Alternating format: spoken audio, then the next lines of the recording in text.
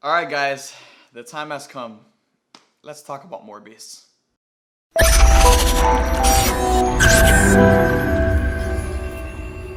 So honestly guys, I've been struggling to make this video. You guys know me, I'm a very positive person. The internet can be a very dark place, and I just want to shed light on the things that we can all get hyped about, on, I want to spread positivity. That is my goal as a creator. That's my goal, when I press record on these cameras. When I'm talking about something, I want to make sure I'm excited about what I'm talking about. But when it comes to Morbius, let's call a spade a spade. This movie's a disaster. This movie's a disaster, and I really wanted to like it. And the reason I'm a little bit, agitated, the reason I'm a little bit angry is because this movie had a lot of potential. Like, going into this movie, I had no expectations. Because the early reviews came out and they were terrible, they kind of took any type of hype that I had for this movie and just completely killed it. So I went into this movie with zero expectations, but after watching it, there was potential.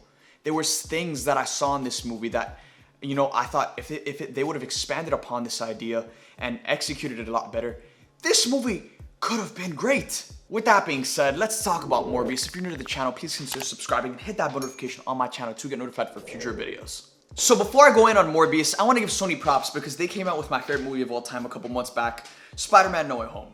This was a movie that shed light on characters that we all know, love, and would frankly, we would all die for some of these characters. When I saw Toby get stabbed, there was a part of me in the back of my brain that was like, take me instead, take me instead. That's how much we love some of these characters, guys.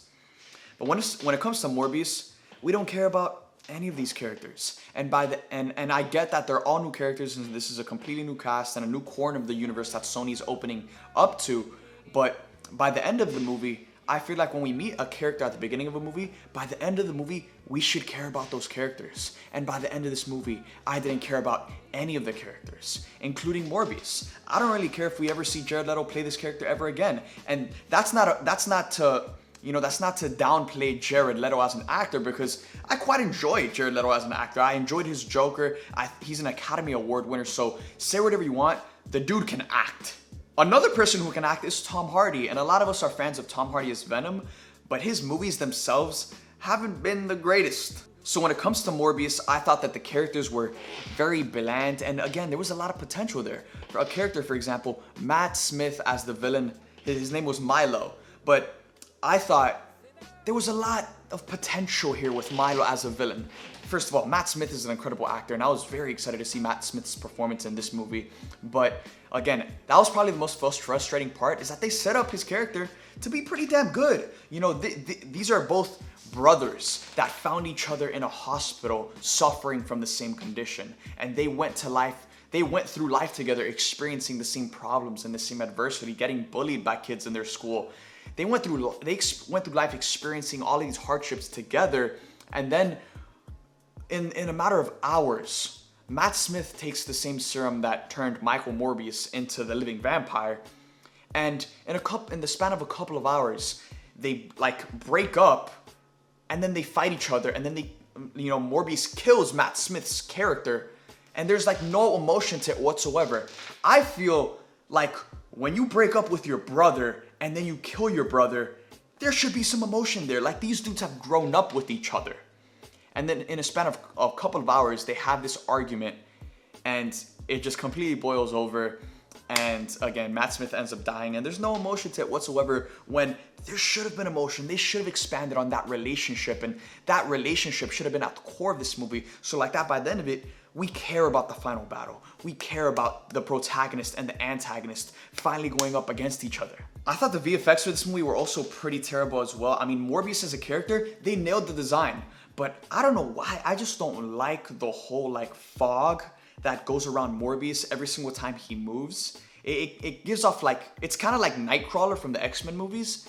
And I don't know why they did that. They should have just made Morbius, again, keep the same design, but why is there a fog every time he moves? I just don't understand.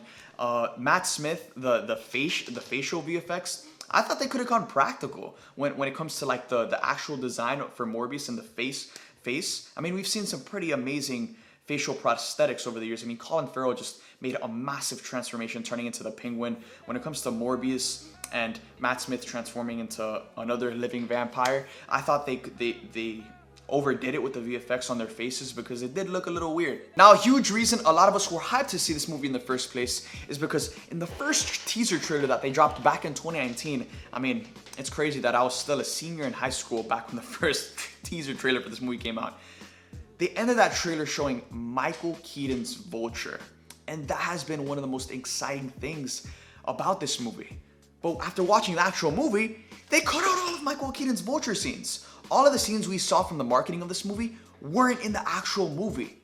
So in a way, like, this movie was falsely marketed, and by the end of it, the 2 post-credit scenes that we get do feature Michael Keaton's Vulture, but they make 0 sense. And you know, I thought, again, this movie was supposed to come out in 2019, then the pandemic happened and a lot changed, and then it was supposed to come out before Venom Let There Be Carnage and No Way Home, but now it's coming out way after No Way Home, so obviously a lot changed, and I think that was a huge reason why this movie turned out the way it did, is because it really suffered from all of the delays, it suffered from all of it, and you know, it resulted in this movie being what it is.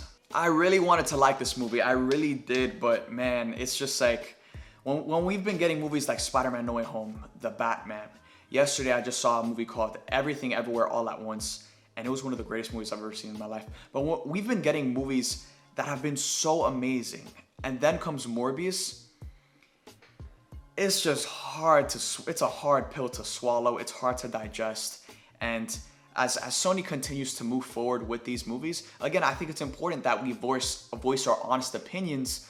So like that, moving forward with a movie that they're developing right now, Kraven the Hunter, that movie can be a lot better, and Sony can take a lot more time and put a lot more attention and energy and effort into making sure that movie is a lot better. So like that, when we meet Kraven, it's gonna be a lot more epic than the way we just met Morbius. When it comes to Morbius, I know he's a Spider-Man villain, but with any story that has a protagonist, the fans in the audience should want to root for that protagonist. But when it came to this movie, I don't think there was anyone rooting for Morbius because we didn't really know what we were rooting for him to do. I mean, sure, he stopped Matt Smith and he killed his brother, and there was no emotion behind that. But by you know, throughout the entire movie, Morbius is kind of plays off of the Incredible Hulk and that kind of like monster inside, trying to keep the monster inside kind of vibe.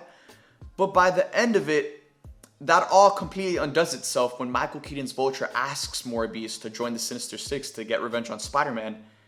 I thought Morbius was trying to just like go into hiding and not hurt anyone, but now he wants to get revenge on Spider-Man, who he doesn't even know yet. It makes absolutely 0 sense. So I'm gonna get on a scale of 1 to 10. I'm gonna give Morbius a 4 out of 10. Maybe a 5 if I'm feeling generous. But yeah, guys, you know, like I said, we've been getting some of the greatest pieces of superhero cinema in the past couple of months. Spider-Man No Way Home, Peacemaker, The Batman, and now we have there's Morbius. They can't all be 10 out of 10s. They can't all be the greatest movie of all time. They can't all be W's. But it's okay, because a month from now, we have another movie to look forward to.